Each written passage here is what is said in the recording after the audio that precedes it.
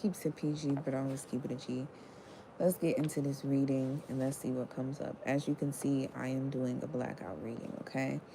I rebuke any negativity that is being sent to me or to the energies in this reading. And may the negative energy, be returned back to sender. And I also um, ask for protection for my spiritual team and my angels in regards to doing this reading. So let's get into this, okay?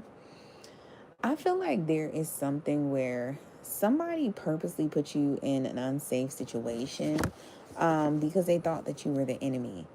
Now, someone realized you're not the enemy for something you said vocally.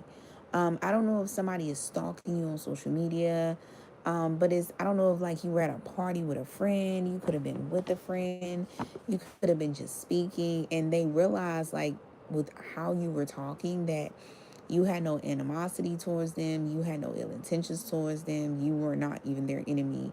They just put this disillusion in their mind. The whole time you're actually too optimistic for whatever energy this person was trying to send to you. And what's so interesting is it didn't affect you. And it even your child, it allowed you also were able to allow your child to hit a milestone. That's just how bad you were protected from someone's negative energy of them feeling like you're the enemy. Okay. So I also feel like you feel very sorry for like an opposition, okay? As your intuition is telling you to not care about the past and to not go back to it, okay?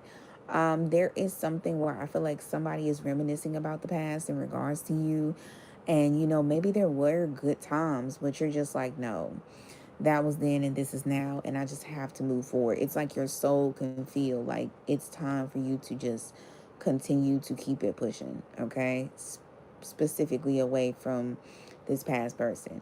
Now, you're meant to have a blessed life, like with like a lot of peace and quiets, and another isn't. And I feel like this is because they're trying to make it out to seem like you're making them the bad guy and so forth. But the whole time it's because they are the bad guy. Okay. Simple and plain. They did something negative to you, and this is the consequences that they have to occur. They wanted to do negative things to you and be the villain, so this is what the villains have to go through. Okay, you get the peace and quiet, you get the blessed life, and they get the chaos and being labeled as the villain. Okay, so I also feel like there is something about somebody created some sort of BS blackmail about you. And this BS blackmail was just more entertaining than the truth. So this is a vibe of like somebody is like, oh, well, okay, like say if you got like a nice new luxurious car, and somebody's like, oh yeah, they worked really hard, long hours at the job to get this car, and they paid it all, put a down payment on it. They pretty much like almost paid it in full, and they just got to pay like a couple more thousand. Somebody's like, that's boring. Let's scratch that. What we're going to say is that they were having sex with like three men, and these three men were helping giving them money. And then they ended up buying these cars from having sex with these three men. It's like that's how somebody is. It's like somebody feels like they're making up BS blackmail on you because your truth is too boring. Okay, simple and plain. Like you might not be a messy, drama filled person. So somebody is making up this blackmail about you, and I feel like in the midst of this, there is something where I feel like someone got ghosted. Okay, it's like somebody made up some BS about you and then ghosted you or something. But the thing is, you have to stay in alignment because somebody is trying so hard to make you out to be the monster. It's a very interesting tactic. It's like, oh, let me try to throw some fire at you, and then like somebody feels like, okay, maybe your silence is like, oh well, So I was right at what I was throwing at you. And the whole time they weren't right. And you were just like, okay, well, I'm just going to exit stage left because, yeah. Anyways. And somebody like trying to use that to advantage, but stay in alignment. Do not get peed off. Do not get upset.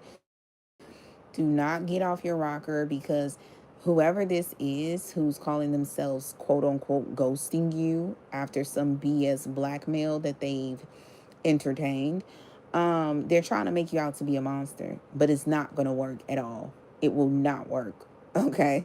So I also feel the beneficial thing about this whole reading is someone really hated how they treated you when you were down, and now that you're on top, this person wants to use your energy.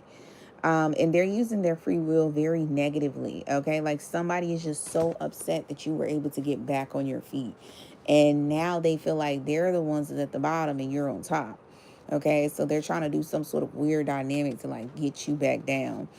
Now, you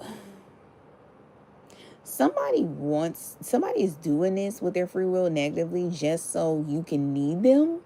They want to make it look like they're in control with some BS blackmail that isn't even the truth. And what's so interesting, this is what's not even interesting. You know that something is not the truth, okay? And it's just very comical, but I feel like there's this thing of like, oh, I'm going to control this narrative. They're trying so hard to control your narrative just so you can need them and they can reject you. That's literally the whole plot. It's so you can need, they want to be in control. They want to be the person that you run to. Okay. Now, this is the thing. Someone never truly cared about you. I'm gonna just tell you the truth. Someone never truly cared about you. They just cared to control you. And that's just the truth. Okay. I know that that is a hard pill to swallow. But this is in the beneficial sector because this is stating how, due to this person wanting this to happen, they're wanting to control you so you can need them and say no. The beneficial thing is you will never need this person. You will never go to this person when you need them, when you're down and out. You will never vent to this person. You will never talk to this person. You will never do anything with this person at all. Okay. And I feel like this is what they're wanting so bad from you. And the beneficial thing is it's not going to happen. They can't take your energy. They can't take you off top. And also they can't control you. So, and this is simply because they're using their free will so negatively. So basically, when you wrap this reading up, it's just saying in so many words, you are done like enabling somebody. I don't even know if this even makes sense, but I kind of like, I don't even know if I'm saying this the right way.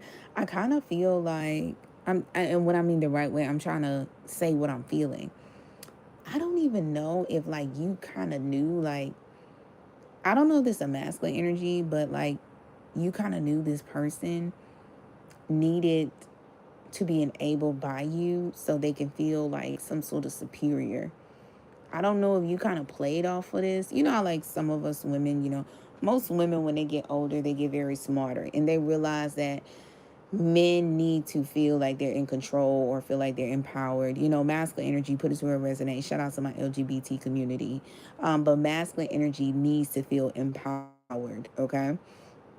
So especially if this is a masculine, I genuinely feel like you might have played on this at a certain point, but I just feel like it just got totally out of hand. Like the more you played on this need for someone to want to control you and like, I think what I really think it was, I think you were just looking at somebody, you were looking at it in a very simple way. Like, oh, okay, this is a masculine energy.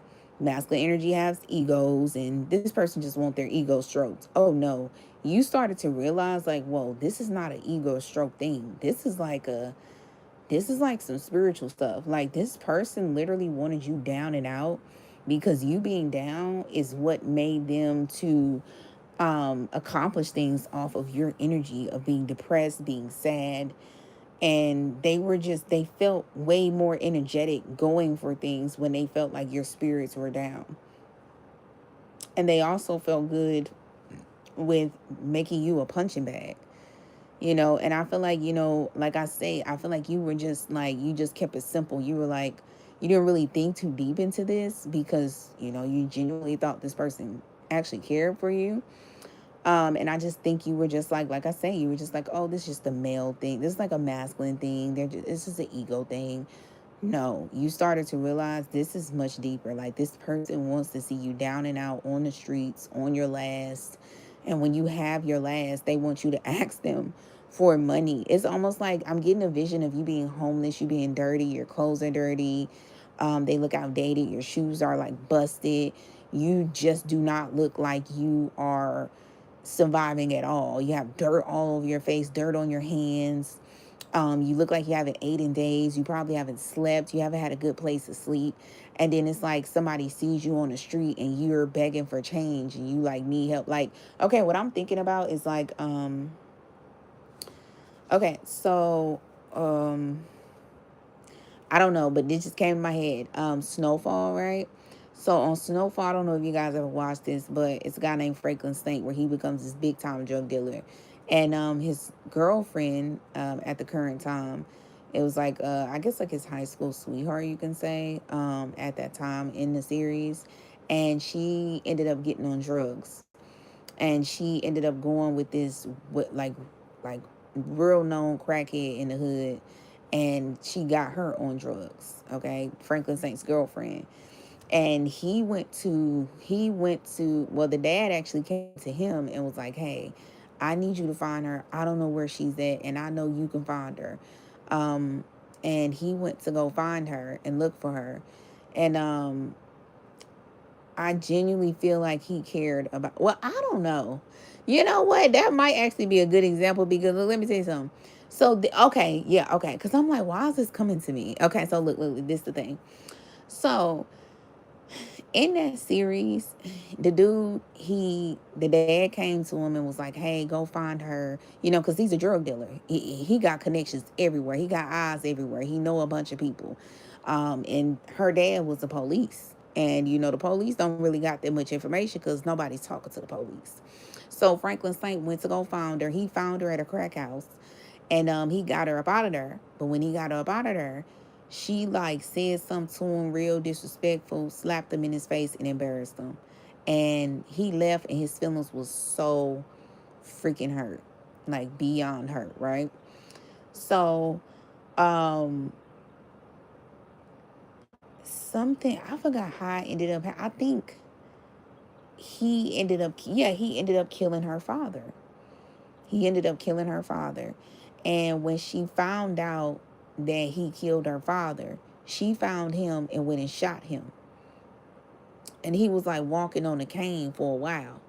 And then she went off somewhere, changed her life, and became a teacher. She got off of drugs and everything.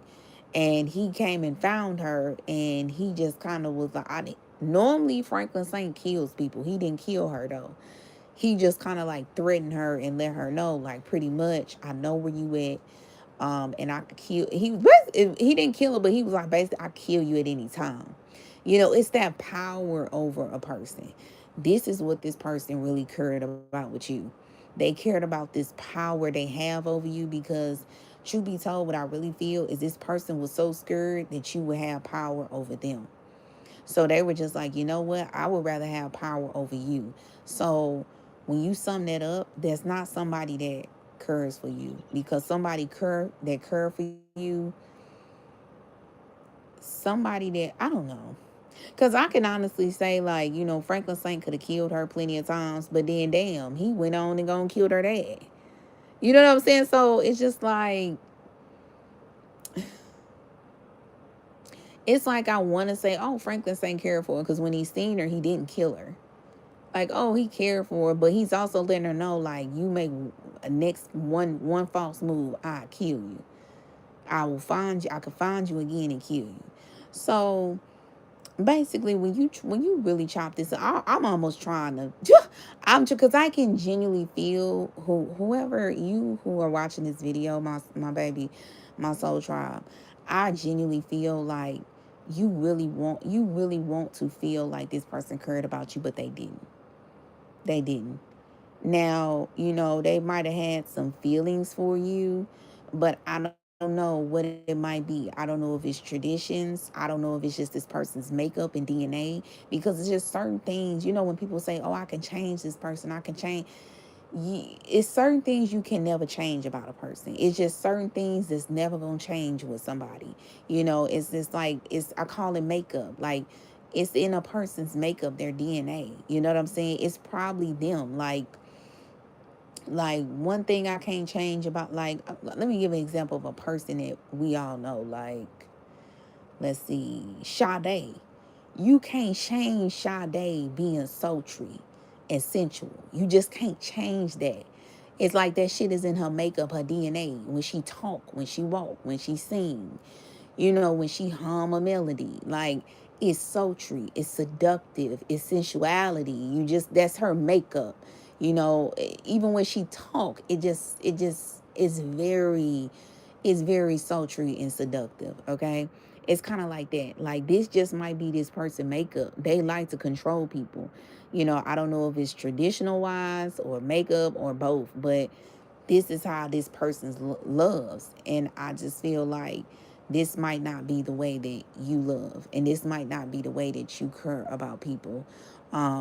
Because if this person really cared about you, if they was to see you somewhere on the streets, they would come in. But see, I ain't gonna lie, I just said Franklin Saint went to go find the girl, and he actually was looking for his girlfriend. Okay. And went to go find her. She just basically slapped him in the face, and he had him go on his way. But the vision I was getting for you was that literally you somewhere on your last leg, and that whoever this person is, they like, no, I can't even give you a penny. And they probably got money, like a bunch of money in their pocket. And they're like, I can't give you a penny. They probably got money on their card, everything. I can't give you nothing. And they just want to see you down. This almost gives Scorpio energy, because there's some stuff Scorpios do. But I don't know if this person's a Scorpio, or I don't know if the energy I'm just feeling is a transformation, because I feel like you done dealing with this. Okay? So this is the reading. Basically, it's just saying in so many words,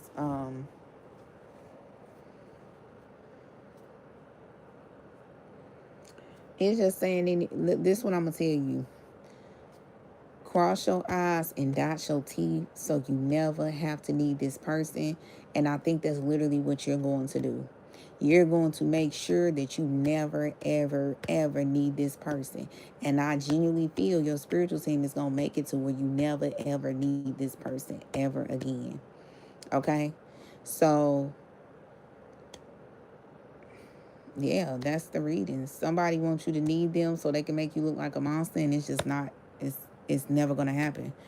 So like, share, comment, subscribe, hit that notification bell button. Until next time, bye-bye.